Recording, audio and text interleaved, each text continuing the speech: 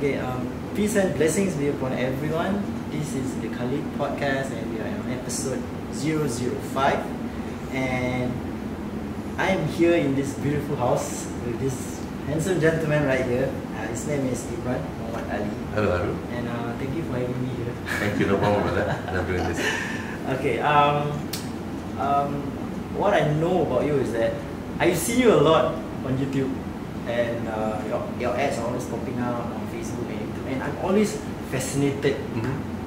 Like, what is this guy doing? And everything is all about like coaching and stuff like that, right? So I was like, and then I searched about you, and I was like, oh, okay, this guy is very interesting. He does coaching and everything stuff like that. So, but the thing is that the reason why I'm here is I want to know more about it.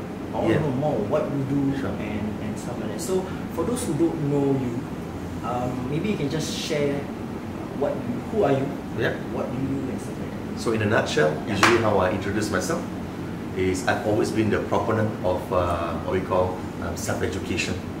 3 times dropout, 1 time from Singapore Polytechnic, that's marine engineering, 1 time from Central Queensland University from psychology, the 3rd time from uni SIM, also psychology. Don't ask me why. I thought I would get all the hot chicks.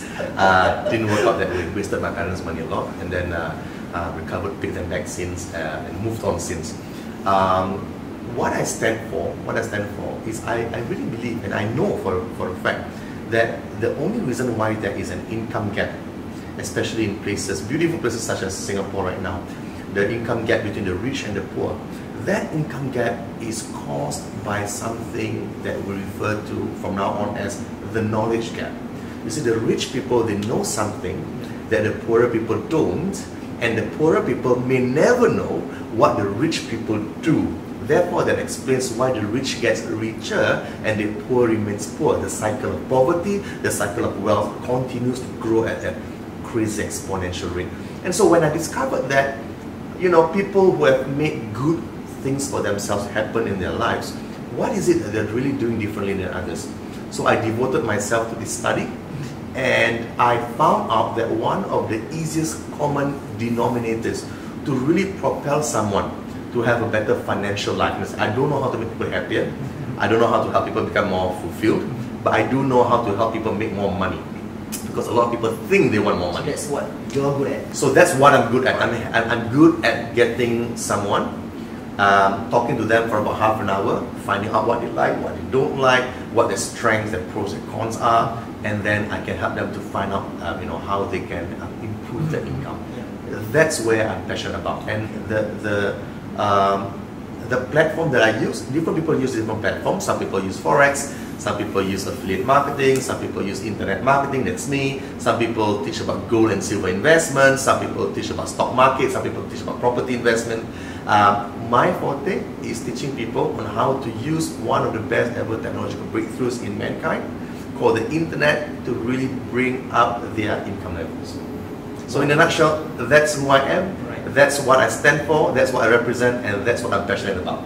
Okay, interesting. Alright, so before that, all of this, your interests come up and everything like that, right? Yeah. So who are you before this? Before that? Then. Right. The past was a haze. The reason why it's a haze is because the brain likes to hide. It likes to hide things that you don't like. The brain's very good at that, right? And so I don't remember what happened. I don't know whether don't even remember whether I dropped out from Polytechnic first or NS first. I can't remember. I think I dropped out from Poly. It was such a haze. My parents nearly kicked me out. Right? I insisted to stay home. And then, I went to NS. In NS, I made a few friends. In national service, I was already involved in this thing called infopreneurship. I was selling info marketing products online, and I was doing quite well even then. But my breakthrough really came through because I was a teacher for about 6 months. When was that? That was after my national service. Immediately after my national service, I was a teacher. I was offered. I was EMS, English, Math, Science, Health Education, PE. Where did you teach? I was teaching at Toa Payoh. Secondary school? No, primary school. Primary school. Right. So that was what I was doing. Okay. And so, you know, I was doing it for some time. I was offered a contract to become a teacher at the end of the 6 months. Is it MOE teacher? MOE, Okay. yeah, I was offered an MOE contract.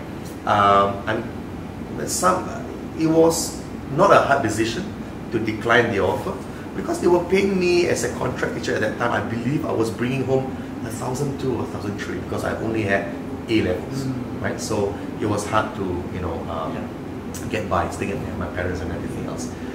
And so that was what I was doing for a while until I had my first breakthrough. My first breakthrough was actually in my sports coaching company because I've always been naturally inquisitive, and I was a PE teacher. I was in charge of the track and field team. I made good friends with a couple of Filipino coaches who was in charge of the track and field team.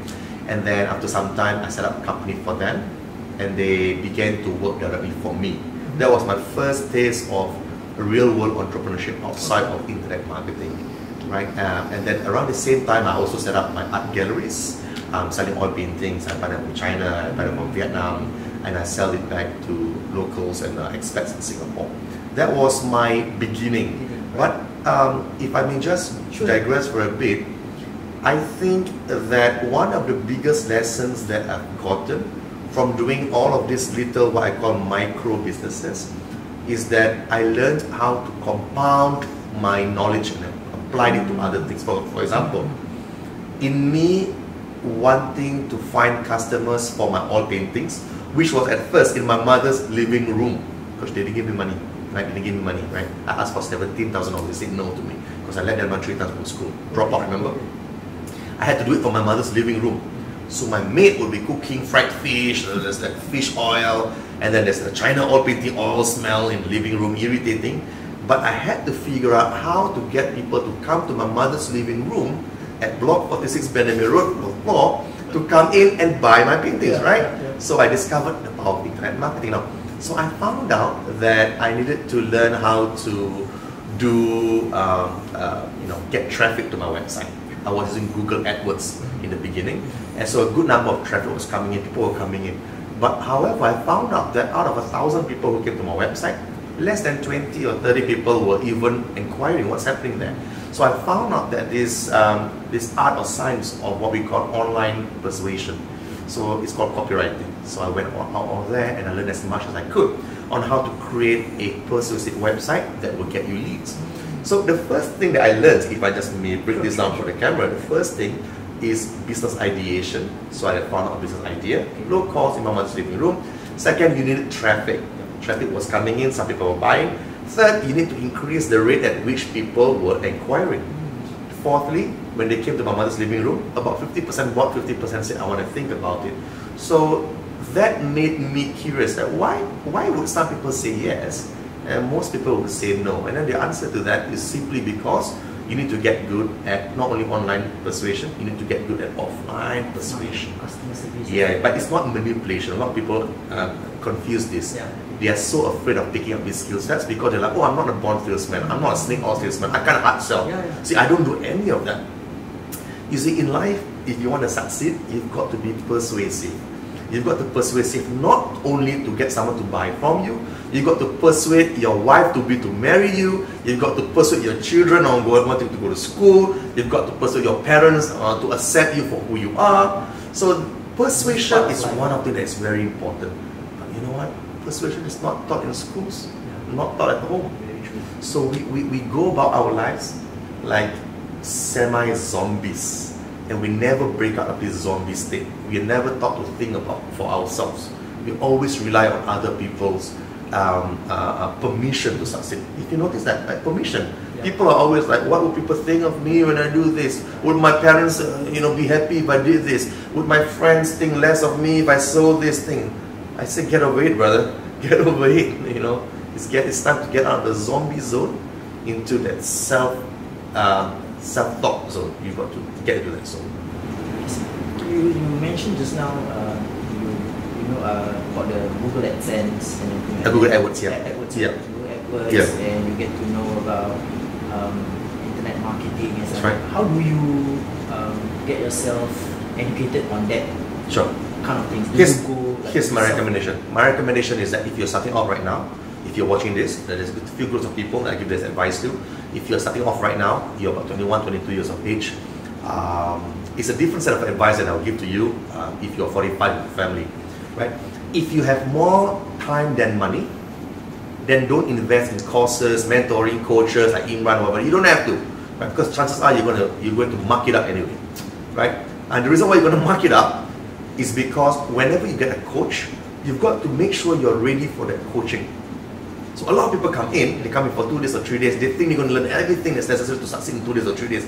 In fact, those 2 days or 3 days can only be fruitful if they were already had the right mindset and the right belief systems. So if you're beginning out right now, you're watching this, I would recommend that you go to the library, because the National Library holds a huge archive of the world's knowledge. Whatever you want to learn, you can learn in the National Library for free. YouTube is good as well. Udemy has cheap courses for $10. So what I'm trying to do is to try to convince you, if you're starting out in entrepreneurship at the age of 20, 21, 22, you want to try to figure it out on your own first. You want to commit a few mistakes and fail a little bit first, because then you will know what does not work. So when you finally try to approach a coach, it doesn't have to be me, can be anyone else, at least you already know what kind of doesn't work, and then they can tell you what works. Does that make sense? Now, but if you're 45 years and above, or you're 30 years and above, and you're working, you have much time, but you got more money, you can, what I call, buy your way to success. It's true. You can always buy your way to success. Now, if you see a lot of my videos on YouTube and Facebook and everything else, you would see that I'm everywhere. On YouTube, Google, on Instagram, on Facebook, on Google AdSense, I'm everywhere.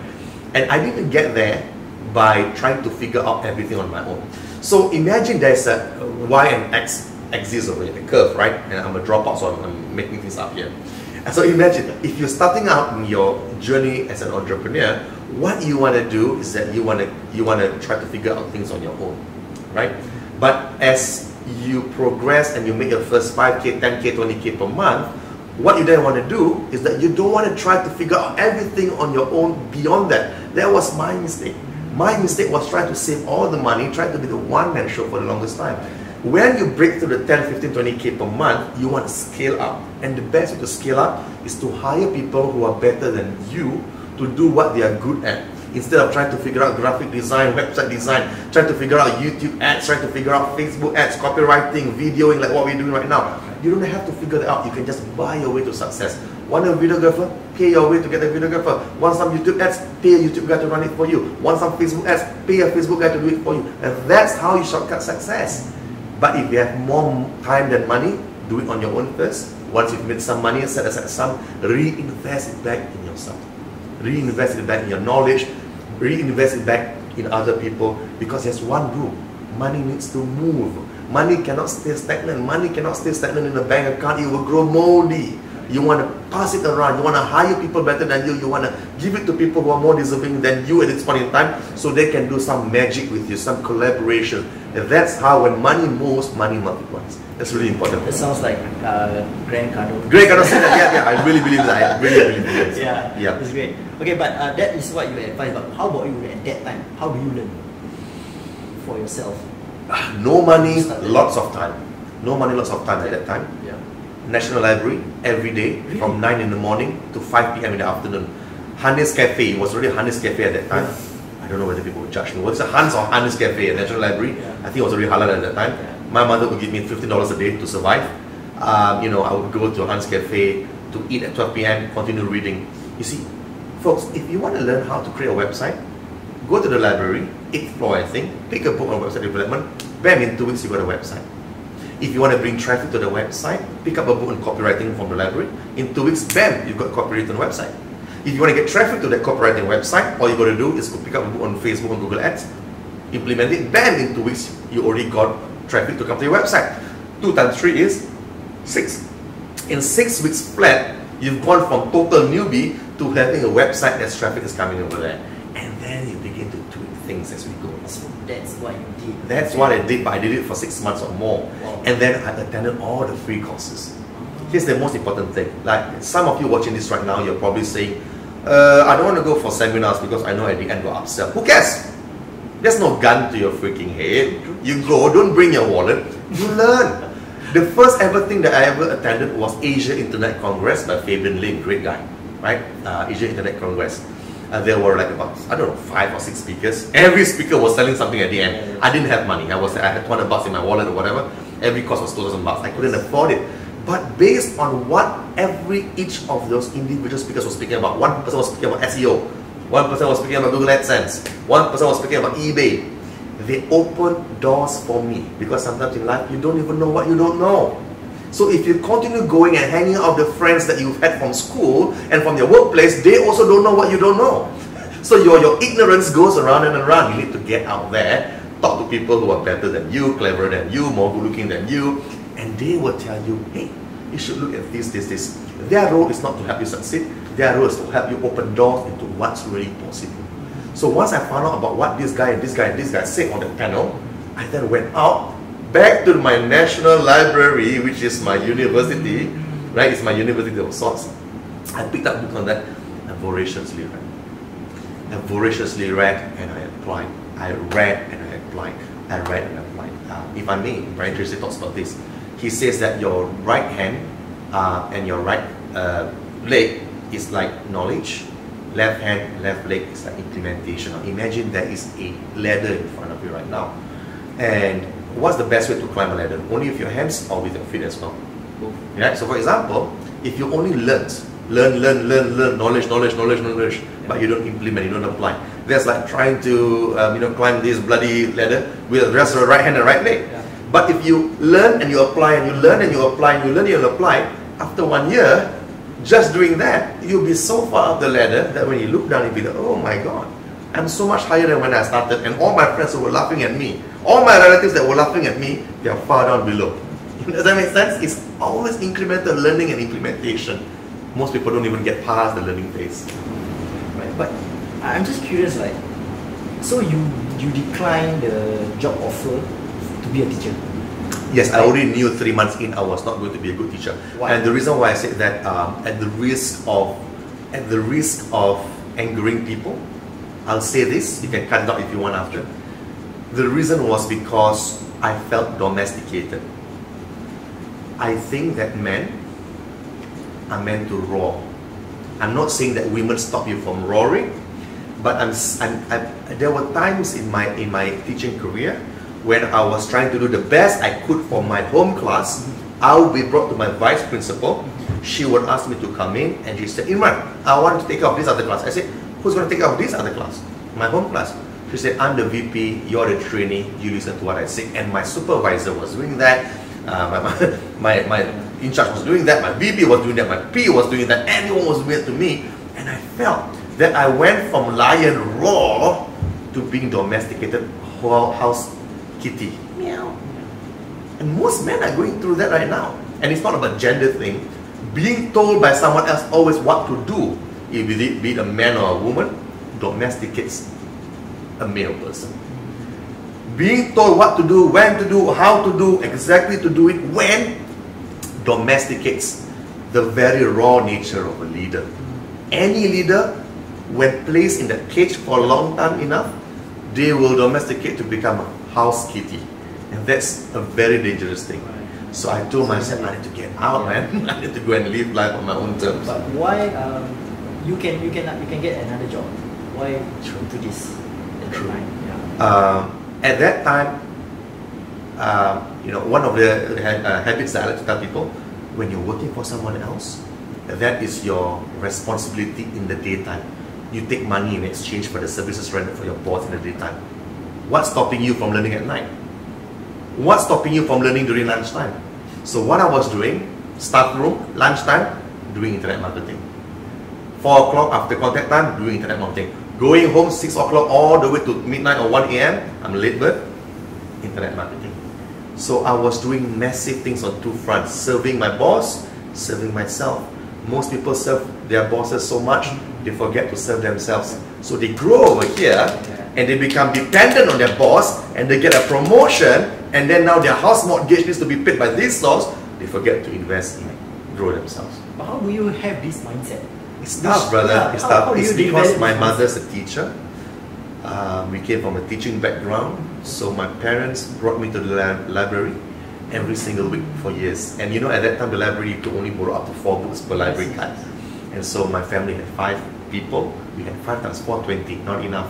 My mother, which I thank her for doing this, would go to the neighbors, the Chinese Malay neighbors upstairs, and she would take all of these library cards, she would bring it down, and we would have like 15 cards or so, times 4, 60 books every single weekend.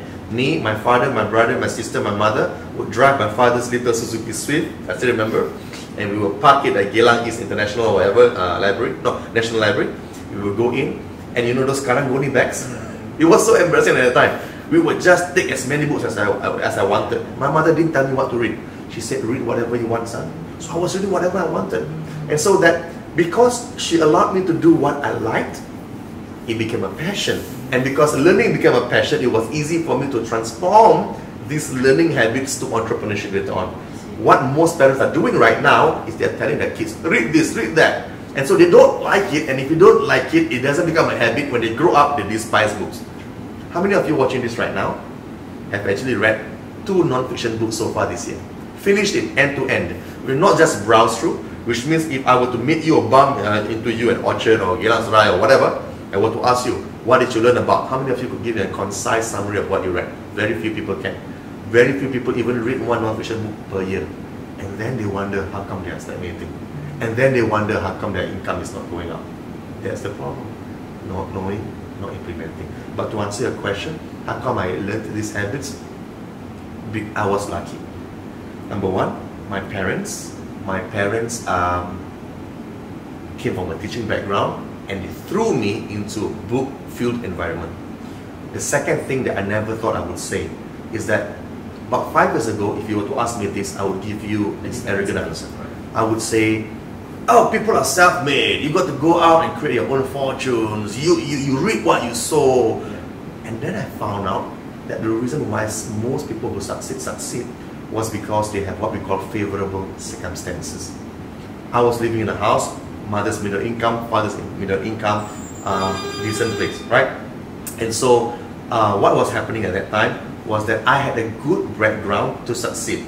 Because even if I had failed in my entrepreneurship, what I could do was, I could just go back to job. My mommy had a home for me. I had a room to sleep in, internet Wi-Fi connection. Right? Does that make sense?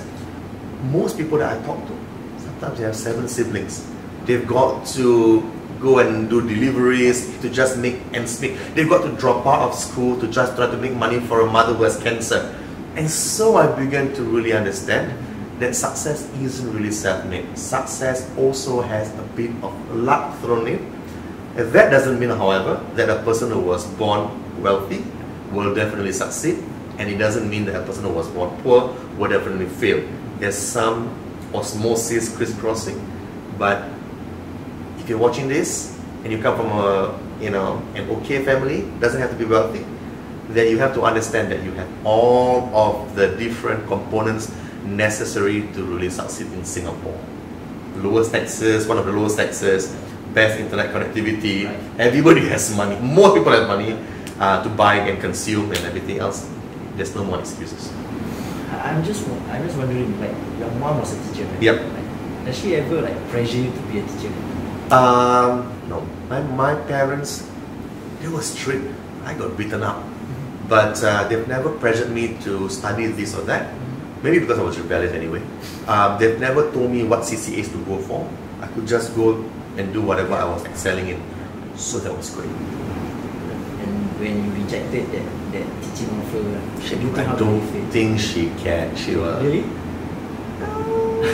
I didn't. Yeah, I don't think they cared so much. I mean, they were caring about me, but I think deep down inside they knew that this son of theirs was going to know how to, take care of things. Yeah. So now you're this online coach and this internet marketing coach and stuff like that, right? How do they picture you right now? Like how do they look at you? There's 2 schools of thought. Firstly, I like to state publicly that I actually made a challenge because there were a few haters online who said, come on, internet marketing is a scam, digital marketing isn't real, whatever you learn can be learned online. It's true, whatever they say is true, that whatever you learn can learn online. But yet I see myself as a vessel of transmitting that knowledge. I've had some things work out for me. My goal is to simply take whatever has worked for me, and I would then relay this to other people, the easier way of doing it, instead of having to figure it out on their own, you see. And so the first school of thought is that, well, internet marketing is great, and your parents should be proud of you. The second school of thought is that this is such a scam. Yeah.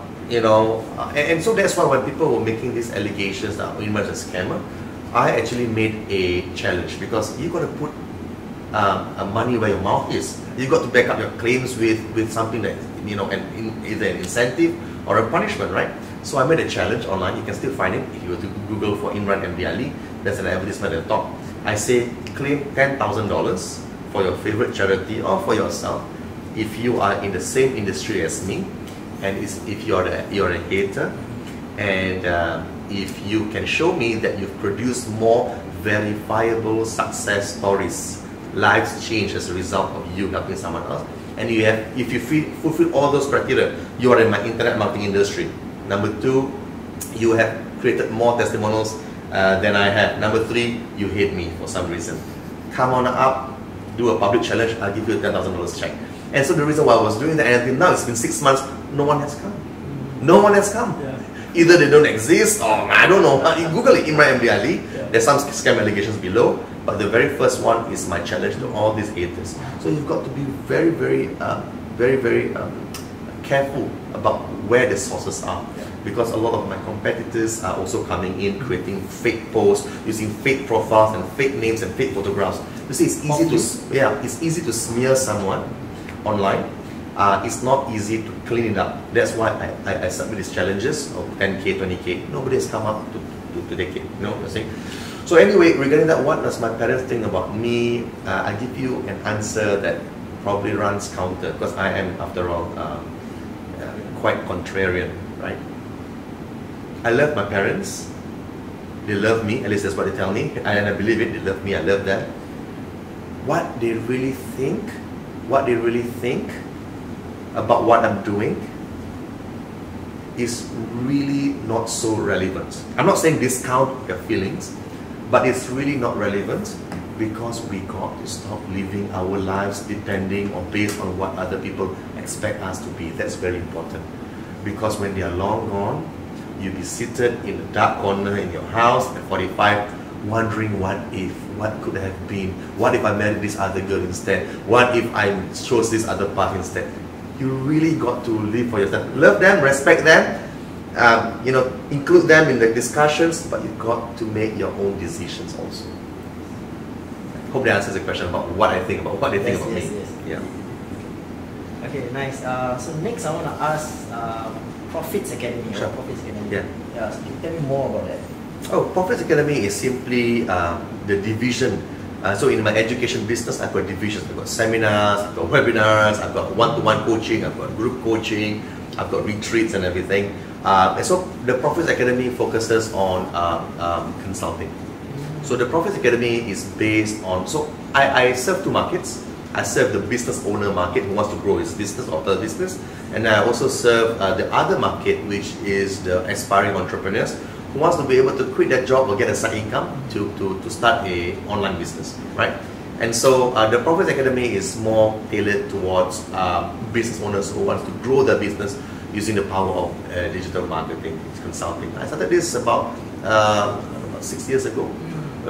Because I was giving away free knowledge at that time. I was just posting for free how to do videos, how to do Facebook ads, Google ads, and everything else.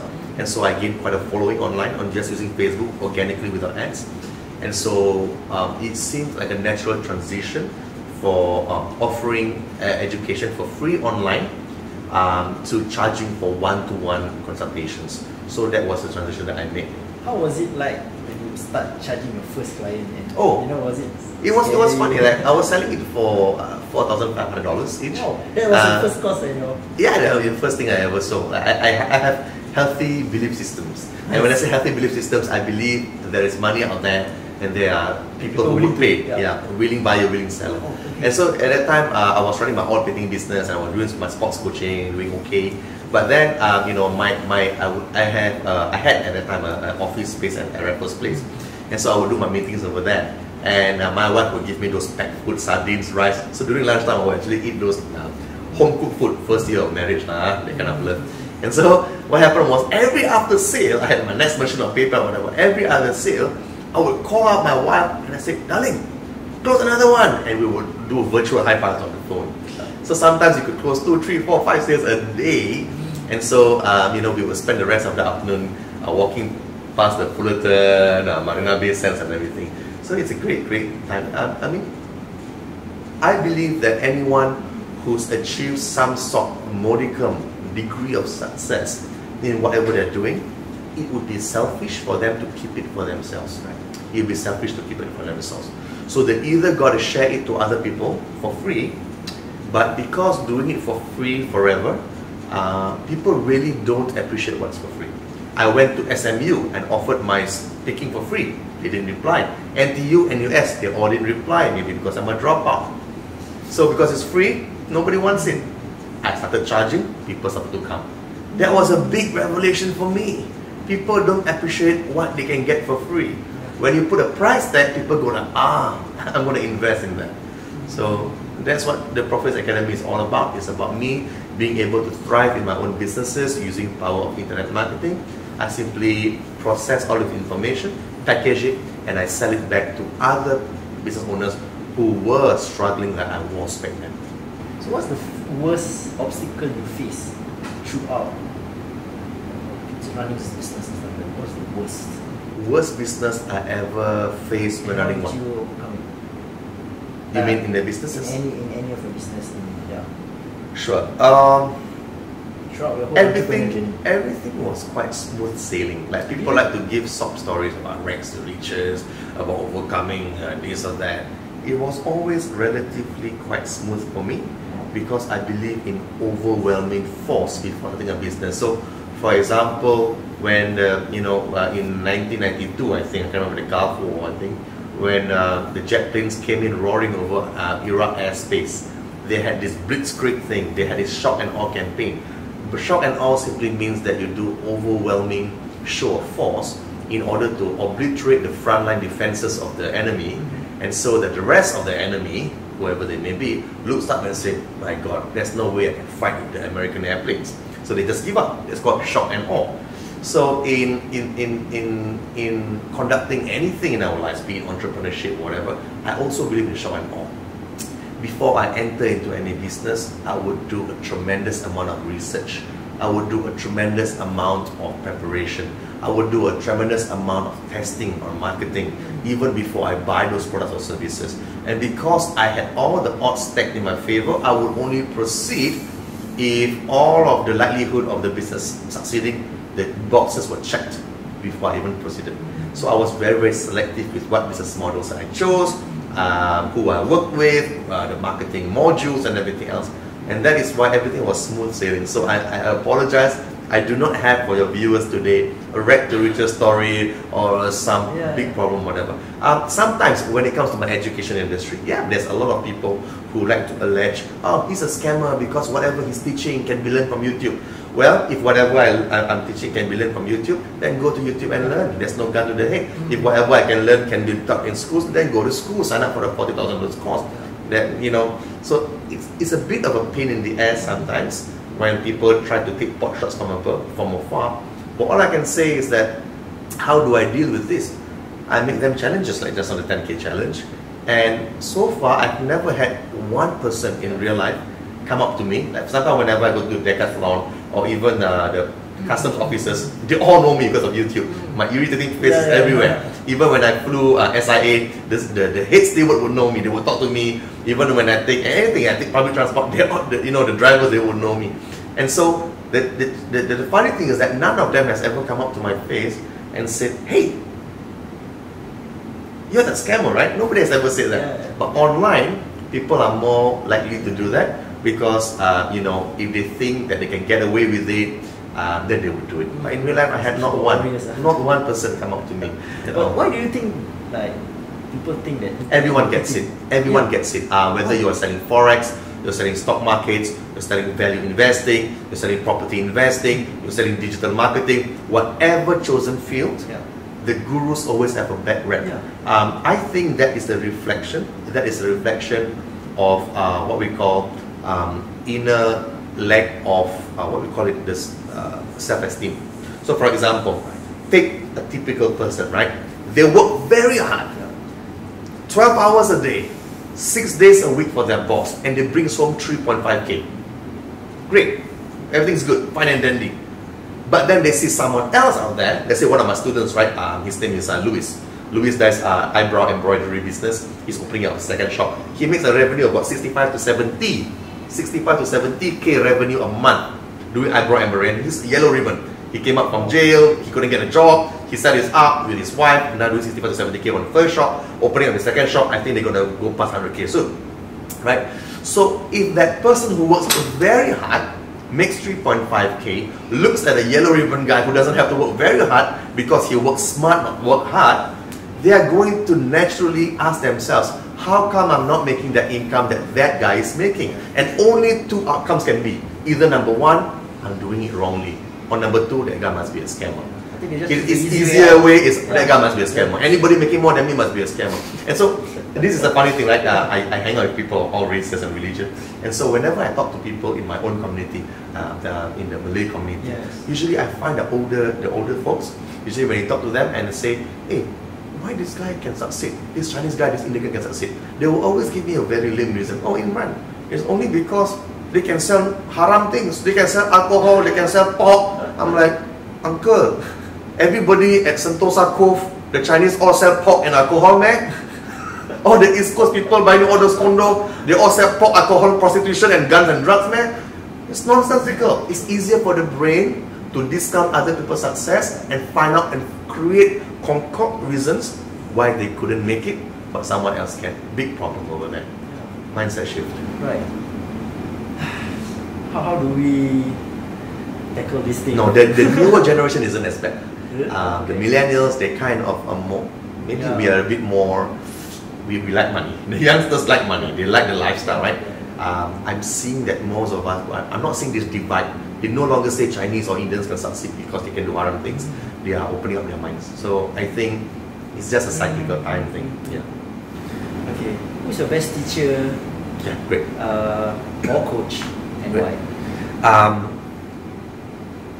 The best teacher that I've had, informally, I mean I've never met him before. I've co-authored a book with him. I've never met him before. Is this person by the name of Dan Kennedy. Dan Kennedy. A lot of people pick up the wrong books in the beginning, therefore they can succeed. I'll give you an example. Rich Dad Poor Dad, EBSR, employee, business owner, self-employed investors, sounds great. But Kiyosaki in his books gives you the mindset. He doesn't tell you what to do to make more money right away, right? Take a look at Tony Robbins, great for mindset, rah, great, everything. But in his books, he gives you the psychology. He doesn't tell you how to make more money. Right? I assume this is about money, right? And so a lot of people end up with the right mindsets, but they don't have the stepping stones to succeed. I was lucky because the first few books that I read was by Dan Kennedy. Dan Kennedy taught me not only the mindset, but also taught me about how to make money. So Dan Kennedy has about 15 to 20 books. I recommend for anyone watching this, read all of his books. But if you are too lazy or you have no time, just read one book first. It's called The Ultimate Marketing Plan. The Ultimate Marketing Plan, that's by Dan Kennedy. And then if you want another book to give you the right mindset and to give you the right push, motivation to get started, even though it's not a very accurate book, I recommend Timothy Ferris's book called The 4-Hour Workweek, filled with case studies of other people who are living a 4-hour week. I am living a 4-hour week, I am. Like just now you saw me with one coaching client once a month. After that, I'm bringing out my kids. Yesterday, if you see my Instagram stories, I'm always out, right? And so it exists, but you need to have that dream as well. And then one last book that also gives you a lot of these case studies is by Guillebeau. I think I don't know whether I'm pronouncing his name correctly. It's called The $100 Startup. These are the good books. But again, I digress. The teacher that helped me a lot was Dan Kennedy. Amazing guy. Now, how about a real life coach that actually helps me out one-to-one? The person that really changed my life, or one-to-one, is this person called Marlon Sanders. Marlon Sanders is one of the godfathers of internet marketing, one of the grandfathers of internet marketing. He almost, I would say, pioneered internet marketing for a lot of ways and reasons. It's called Marlon Sanders. He's been coaching me for free for a long time. For some reason, I don't know, he sees me as a son or whatever. Really? Whenever I have a bloody problem, I just send him a message, and he will call me in the night and shout. That's how he talks, right? Yeah. And he will tell me what's happening, what's working, and everything else. Marlon Sanders is the coach that has made me more money than any other coach, even though I didn't pay him a single cent.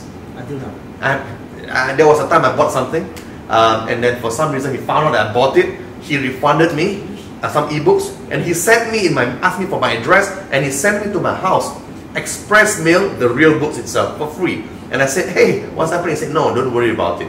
Right? So sometimes in life, you always have the lucky break, because there is nothing more satisfying for a teacher than a student that follows their action plans. So Marlon likes me because he teaches me and I implement and I succeed.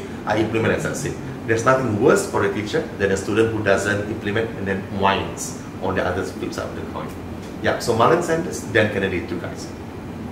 Oh yeah, I forgot to say, credit must be given as well to our very own king in Singapore, Adam Khoo. Adam Khoo's books are legit. Let me say this again, Adam Khoo's books are legit. He got books called Secret of Multimillionaires. He got some books. His investing stuff I didn't read.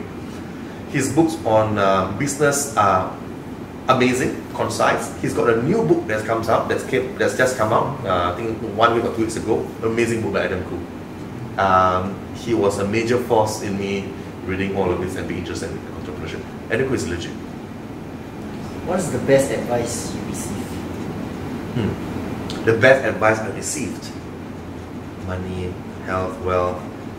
The best advice I've received, let's start with from anyone, one of my mentors, another guy, right? I flew to Cyprus to learn from him. So I reinvest a lot of my money back into learning, right? I don't just hot, I just reinvest again. He told me this. He said, Imran, you can make whatever you want just if you follow these 3 simple principles every single day. I said, yo, Sifu, tell me what these 3 principles are. What can I do to make more? And he said the 3 principles are, and if you're listening to this, write this down. First thing, every day you want to be getting leads or inquiries. Leads and inquiries. Every day you must get leads. How to do that? Run Facebook ads and Google ads. Secondly, every day you need to be reaching out to those leads and inquiries and closing them. Closing them. So number 1, always be getting leads and inquiries. Number 2, always be closing them. And number 3, always be upselling them after they bought the first thing. Right? So I believe it was Mark Joyner in his book called Irresistible Offer. The best way to make more ethically, legally and morally is to find a thirsty person. A thirsty person is simply an analogy. A thirsty person in the desert, and then sell him a bottle of water, and then sell him a second bottle and a third bottle. Because if you don't sell him the second and third bottle, he's going to buy it from the next bypassing caravan anyway. So that thirsty person could be someone who wants to make more money, someone who wants to be happier, someone who wants to have better relationships, someone who wants to be better with women, whatever. Right? And then you apply that. So best advice that I'm doing even until today, every day I will check, am I getting leads? Am I closing leads? Am I upselling those sales? That's all. So simple, timeless. Do you do this all by yourself? Which one? Right now? All of No. I've got a YouTube guy, I got a Facebook guy, I got a copywriting guy, I've got my coaches, I've got my website guy, I got my tech guy, I've got now it's all set up. Yeah, now it's all set up. I really don't have to work. Let me say this again. I never believed it was true. I used to look down on hiring because sometimes you hire, they do nonsense stuff, backstabbing. But I realized that when you want to grow, you've got to go under. You've got to have self-growth, self-development, and part of self-development is mentoring other people, coaching other of your staff as well, so that they remain loyal to you and they work with you and for you. So they are like freelancing? They're my staff, my full-time staff. Oh, okay. So I moved from being a one-man show, which means to say I don't have to go and hire people. There's no headache of talking to other human beings.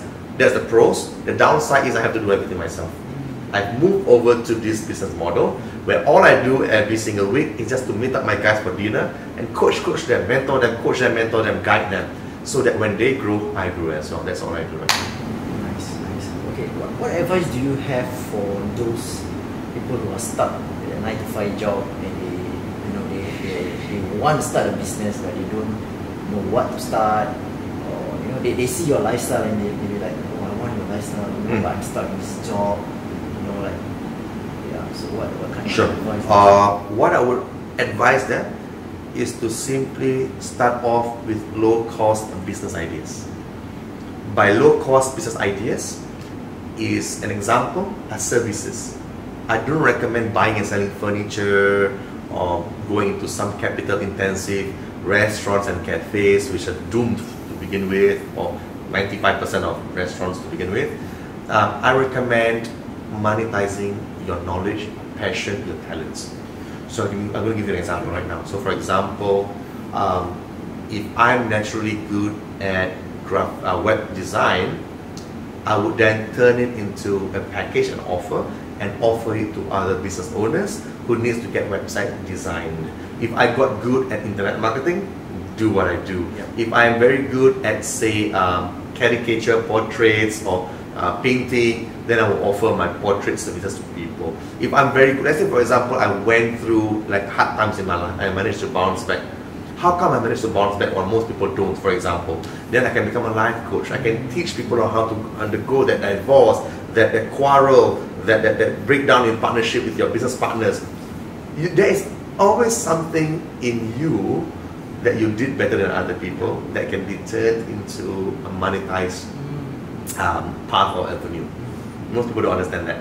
Because why? You don't have to depend on other people's products. You don't have to depend on other people to do the services. It's you, yourself, and you, right? Nobody else is going to disturb you. And so, number one, figure out what you're really good at. Number two, don't judge. You don't know whether you don't know whether people want it or not. The only way to know is to test. So figure out what you're good at. Number two, figure out what your offer is. Your offer is for X amount of dollars, I am going to do this, this, and this. You need to have that. Most people don't even have that, right? Figure out how much you're going to charge and what you're going to give in exchange for the money that you're asking for. Number three, create a very simple landing page of copywriting. Number four, run bloody Facebook ads to it, get some traffic, see whether you're getting inquiries or not. If you're getting inquiries, hooray! If you don't get inquiries, that's fine. Tweak the offer, tweak the pricing, tweak the copywriting. Now, assuming you got inquiries, you have to close the sale. Meet a few, talk to a few, Skype with a few, close a few sales. If you can't close a few sales, then figure out what went wrong. Is it your sales techniques that need to be brushed up? If it is, then go back to the library, read up books on sales closing. That's all. Monetize your own talents. Can you share with me your best client success story? Yeah, sure. I've had so many, right? So, I want to hear the best.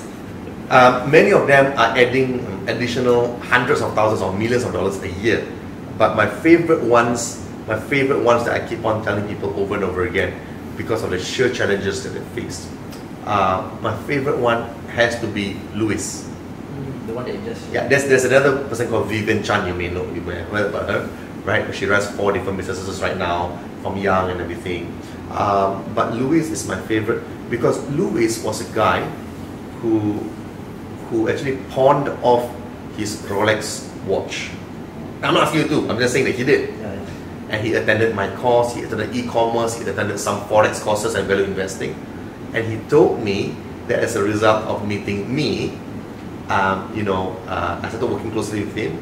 He started off a small eyebrow embroidery shop near Clementi, a small hole in the wall, right? And he managed to grow it. Now he's in a place where he hires 6 people. He's going to open up a second place. And why this is so dear to my heart when you ask me my greatest success story. In terms of dollars, he's not making the most. There are people making millions extra per year, right? The reason why I talk about him is because it was hard for him to be employable. Yellow ribbon, drug charges, got out, no one's going to give you a job. Not many people are going to give you a job. He was at his wit's end, left with a Rolex watch, sold it off. His wife was very angry when she found out. And worked with him until where he is today. And he's become such a dear family friend. He brings his child, we play, we swim together and everything else. That till today, I'm still guiding him as a friend to open up his second, third shop.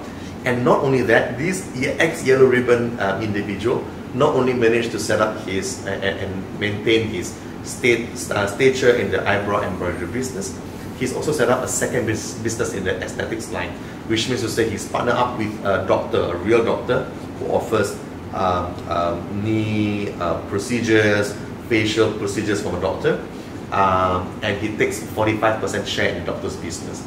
which is phenomenal, right? Because you think that usually doctors only want to work with people who are educated, but no, he was given a second chance.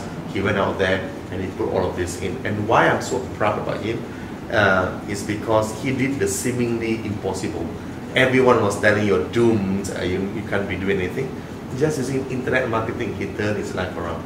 That's what I'm most proud of, and therefore I will put that down as the greatest achievement. Yeah. Oh, interesting. Okay, so other than you being a coach, right?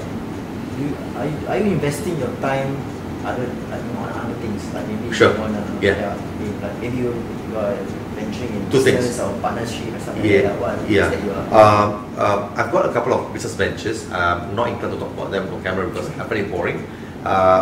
Where my focus has been in the last 6 months to 1 year, after I've completely automated my business, is I'm going to devote more time in relationships. Number one, relationship with my team members, because when you devote and you train them, they grow and you grow, and that's going to make you more money. That's going to give you more time. Now, a lot of people think that you need to make more money, you need to put in more time. I've proven that the more money you make, the less you work. It's true. It's actually an inverse thing. The more money you make, the less you work, because you focus on the right team members and you work with them. Number one. Number two, obviously, relationship with my wife and my kid. I work from my own living room. I open my laptop. I have an office at Tanglin, I have an office at Raffles, but I like to work from home, from this couch or from the bed, watching Netflix and working on my couch. The reason is because I love spending time with my daughter. I don't want to be an absent father. I want to be there for her. So I'm spending time with her at least 6, 7, 8 hours a day, even during school hours, right? So because I've come to the realization that the more you make, you get happier to a certain extent. Like even studies show that. I think it's up to the 100. I can't remember, right? So if you are in poverty, you're miserable. If you're doing okay, you're struggling. And then when you go up to a certain stage, you get happier and happier. For every extra $10,000 you make, you get happier until a certain stage. Then it stagnates. And then I found that to be true. So I stopped wanting to buy material things. I don't focus on cars or nice clothes. It's always Uniqlo. You used to have of course. Everybody wants a nice stuff. Everyone wants a yacht and everything. What made you change? Because when I realized that at the end of the day, the happiness that I have right now is the same level of happiness that I had, say, 4 years ago. And without all of these kind of things. Still with money, you still need to be comfortable. Okay. But as long as you already have the time freedom, there were days where I was actually out in my balcony thinking, what the hell do I do with all this extra time? It's true. I felt lost. What do I do with all this extra time? Until I discovered that, one of the best ways to reallocate resources in terms of time and money is in the people you care about. Your team members, your friends, your relationship, your family. That's really important. Like, it might sound strange right now, because people who don't yet taste that spike in their business or in their lives financially, they may be thinking, I want to have that. But trust me, once you have that, then you really want to devote it back to your family. That's the one thing. So that's where you find fulfillment and happiness. A lot, in relationships. Relationships, relationship with friends as well. You want deep, well-meaning, meaningful relationships. That is so important for the human psyche. Right. It's true, right? People want more money, people want good relationship. So I always like to hang out with a few friends. They are also entrepreneurs because we talk the same language. But just to answer your question, that's where I am. How important is it to surround yourself with all these kind of positive people, like you said just like you are with all the entrepreneurs and friends? How important is it? So I've got to say that you are the sum of the books that you read and the company that you keep. You've got to defend. Singapore has an airspace and we defend it against incursions. We also have an airspace between our ears. We call it this grey matter, this brain matter here. You've got to defend this brain matter with your life, because people out there, well-meaning people out there, will try to infect your brain, telling you why you can't do it, why you can't make it, why that is not so good, whatever nonsense. It's their truth. This is their version of the truth, yet they try to plant their version of the truth into your psyche. You've got to be very aware about it. And therefore I am, if I may use this word, I'm very anal.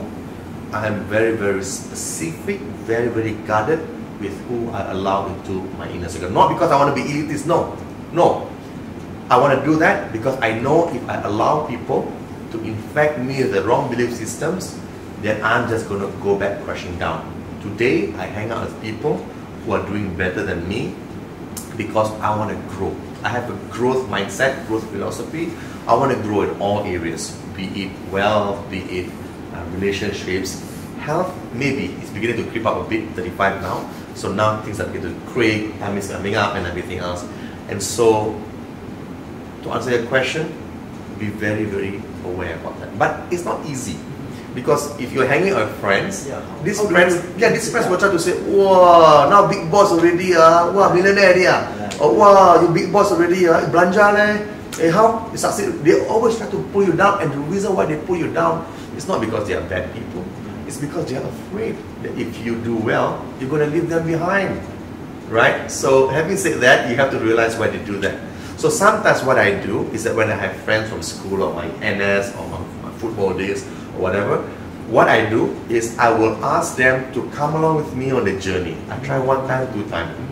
If they don't follow me, I don't even throw them away. What I do is I just reallocate my focus on the friends that are of the same mindset. So that's how I do it. Have I been accused of forgetting my roots? Sometimes. But yeah, I cannot live my life based on what other people think about me. I live my life based on what my family thinks about me and what my well-meaning friends think about me. For those who are in that situation where they have friends who are doing negative, right? How do they get out from there? And how do they find like-minded people? So don't go cold turkey on them. This isn't some drug scenario. Don't go cold turkey on them, right? The ice bucket challenge thing won't work. What you want to do is you want to hang out less with them, but you also have to start going out. Funny things are like Toastmasters, just going out and speaking, going for those meetup events, going for all those free sales preview. You know, when you went with Adam Koo, Fabian Lim, all these other guys do all these sales previews, just go. Sit down, change name card, write down notes.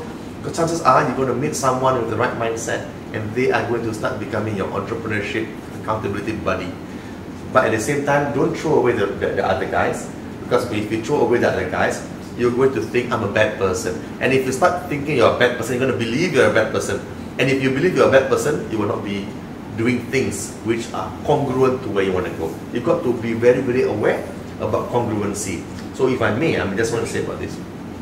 This method or technique is what I call the man in the mirror or woman in the mirror. Every day when you're brushing your teeth, look yourself in the mirror and ask yourself, who is this guy in the mirror? What do I think about this guy? So if you look at this guy and you're feeling guilty about yourself, you're feeling like a shitty husband, you're feeling like a shitty son, you're feeling like a shitty father. When you're feeling like that, your behaviors will be congruent to your belief systems. And when you do those things, your results will also be congruent to those belief systems, further making you believe that you were right, that you were a shitty person, right? So I really, really say it's important to hang out with people who make you feel good. Hang out with people who give you great self-esteem. It's okay if they're yes men.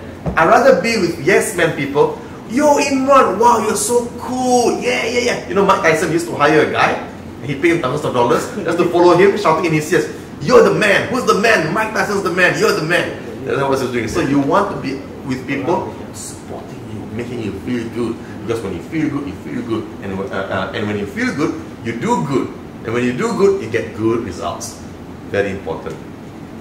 A bit hard to explain on camera, but if they do it a few times, they might figure it out. What's your goals 5, 10, 20 years down the road? That's the funny thing. I know you're going to ask this. I'm a person who doesn't have 5, 10, 15-year goals. I only am able to see 7 days ahead. And that might be a handicap if I want to be super rich. But I don't intend to be super rich. I want to be comfortable. And that's true because I want to devote my life, for relationships, right? And I'm lazy. I like to chill. You need clothes, cheap shorts, and everything else, right? And the reason why I'm saying this is because it is actually a blessing that I can only see 7 days ahead, because I can focus on what I'm going to do for the next 7 days. Most people have 5, 10, 15 years, but their brain rejects that belief system, because some people say 15 years, I want to buy a landed property in a Holland Village. But the brain doesn't believe it. When the brain doesn't believe it, it's like organ transplant rejection.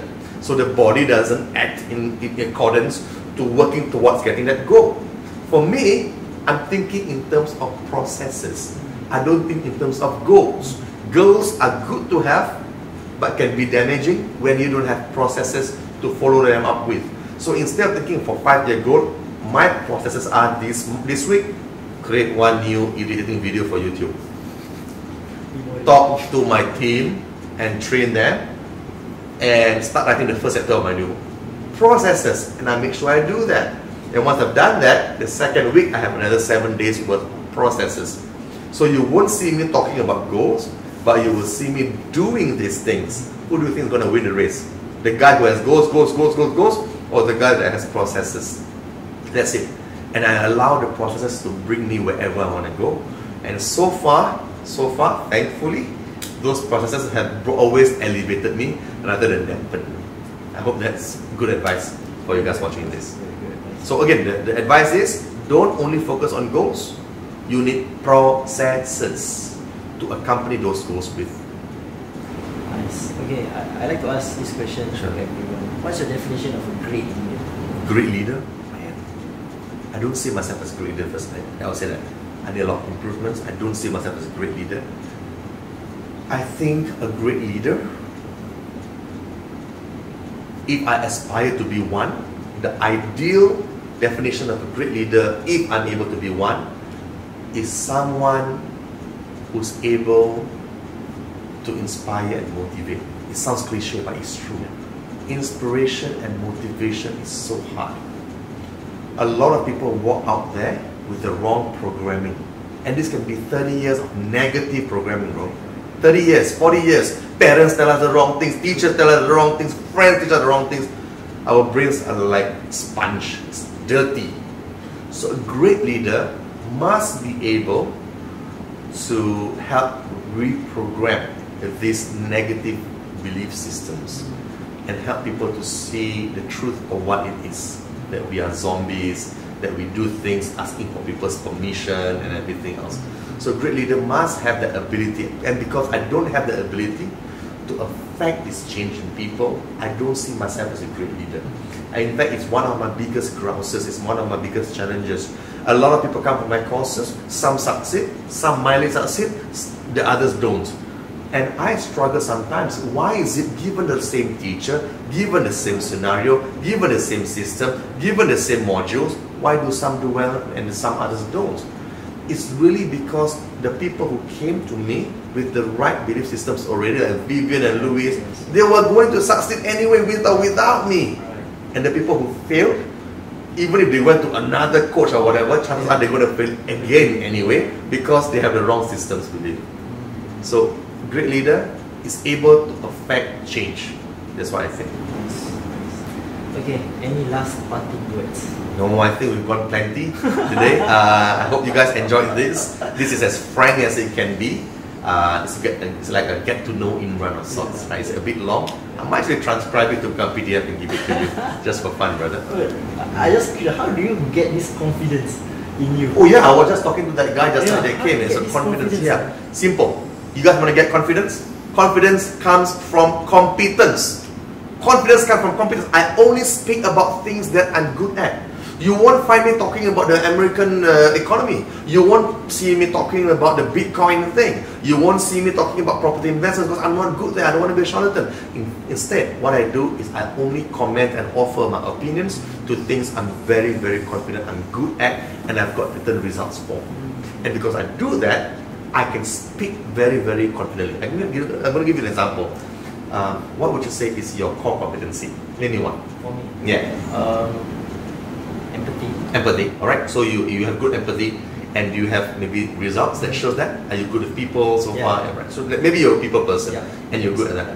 So you see, if I were to ask you to go to a Toastmasters meeting tonight, no preparation, and I were to ask you to speak about how to make the best pizza ever, would you mumble? Of course. You're gonna mumble because it's not your area of competency. But if I were to speak to you, ask you to give a speech about empathy and how to build empathy, you'd be like, oh right, the 4 steps, pop, pop, pop, pop. Right? That's how you grow confidence. Confidence comes from knowing that you're good at something, and you have to stick to what you're good at, and zip your mouth when it comes to things that you're not good at, because you'll be a charlatan. So for example, like me, just now you asked me, Imran, what's the definition of a great leader? I had to admit I'm not a great leader, blah blah blah, but I think I'm good at Facebook ads and everything else.